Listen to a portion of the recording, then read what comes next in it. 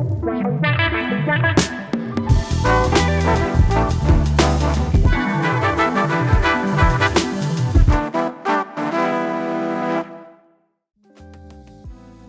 the very end of October 2025, I wrote an Unpacked episode about how there was little reason to own an Xbox anymore. Over the last few years, the brand has been under a lot of pressure from Microsoft to earn its keep, exacerbated by the purchase of Activision Blizzard just 2 years prior in October 2023. Xbox exclusives are now expected to arrive on every major platform. There was This Is an Xbox ad campaign, which pretty much made every device from a toaster to a bidet part of the Xbox platform. And then, as is tradition for the brand since the Xbox One, a whole roster of cancelled games.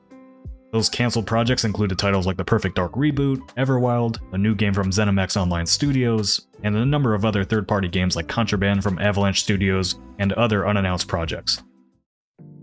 Things finally came to a head when Phil Spencer announced he was leaving Microsoft on February 20th, 2026. He, along with Sarah Bond, the now former president of Xbox, would leave the company and be replaced by Asha Sharma.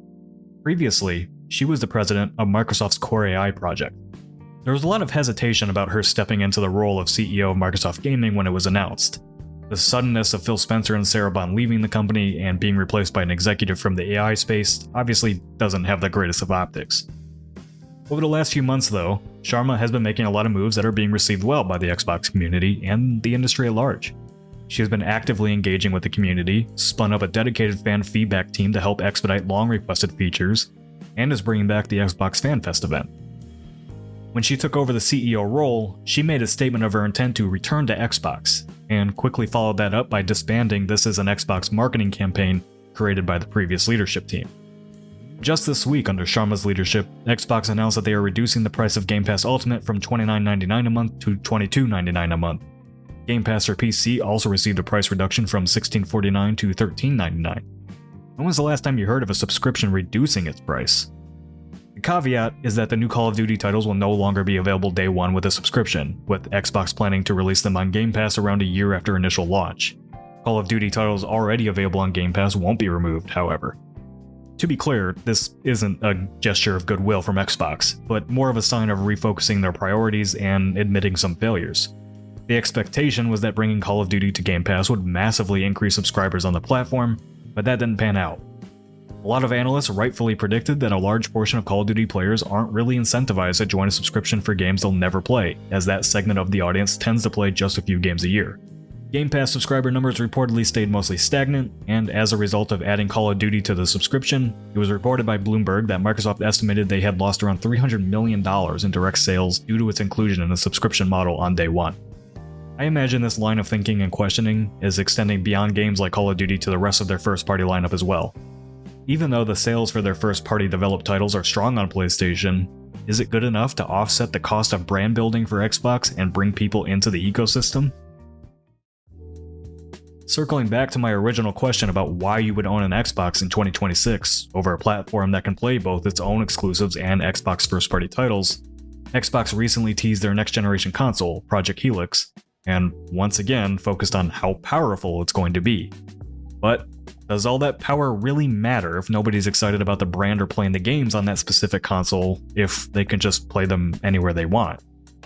Ray tracing is cool and all, but if I can get PlayStation's Saros, Xbox's Fable, and Forza Horizon 6 all on PlayStation, again, why would I buy an Xbox? PlayStation came to this very conclusion years and years ago, which seemed slightly arrogant at the time. They didn't include their first-party games in their own subscription service at launch because they knew the value they brought to the platform as literal system sellers. They didn't launch them on other platforms for that very same reason. PlayStation has experimented with bringing their exclusives to PC post-launch, but recent reporting suggests that beyond multiplayer-only titles, that experiment is not going to continue. Presumably because it was affecting their console business and devaluing their own exclusives. We all get annoyed by platform exclusivity as consumers. Having to subscribe to a number of different plans or buy multiple pieces of hardware is annoying. From a business perspective, though, it's hard to argue against having exclusive content to get people on your platform from the long term and build a loyal customer base. Just think about how important it is for Disney Plus or HBO or Amazon or Apple. Christ, there's a lot of TV subscriptions these days. To have those exclusive shows that get you to their platforms and keep you subscribed for the next thing. The same used to be true for the console ecosystem during the 360 and PS3 era, when the competition was at its hottest and most exciting. I don't feel the need to bring up Nintendo in discussing this because they're off doing their own thing as usual. They also happen to be the one console maker that doesn't seem to need to make a bunch of experimental decisions to keep their fanbase happy. Different economic cultures aside, Nintendo has constantly proven the value of exclusives and platform identity. No matter how annoyed I get that their big games hardly ever go on sale, or the amount of games they can just resell at crazy prices over and over again, or their weird, overpriced accessories and trinkets that I know Marty has all over his room. Huh? Sorry, went on a bit of a rant there.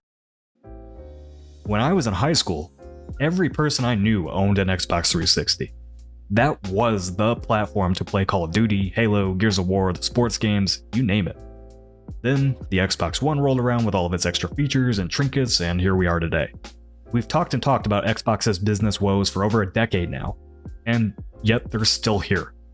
Optimistically, I'm hoping that Sharma's bring back Xbox mantra is the real deal, and that the platform rebuilds its identity. Since the reveal of the Xbox One, it has felt like Xbox has gone in every direction they could, rather than focusing on their core audience and what built the brand in the first place.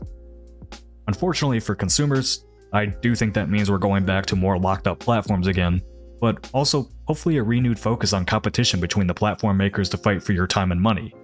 I don't subscribe to the whole console wars thing, but I also don't mind Sony and Microsoft warring with each other to get me to purchase their piece of hardware. Also, the longer Xbox survives, the more chances there are for a Viva Pinata 3. After the script was written and recorded, Tom Warren of The Verge posted up a scoop about an internal meeting at Xbox that basically confirmed Sharma's thinking around the importance of identity for the Xbox brand. Sources familiar with the meeting tell me that Sharma announced that Microsoft is returning to using Xbox for its gaming division, instead of Microsoft Gaming. Xbox needs to be our identity, said Sharma, noting that Microsoft Gaming was a departure from that. The article continued to say that Microsoft has now plastered the Return of Xbox slogan on the walls of its Xbox offices this week, along with great games and future play. This is the same message as Sharma's initial memo to Xbox employees in February, and part of her early work to make a mark with big decisions on Game Pass and the Xbox platform. Mwah. Mwah. I'm a Waluigi. I'm gonna kiss a Sephiroth. Mwah.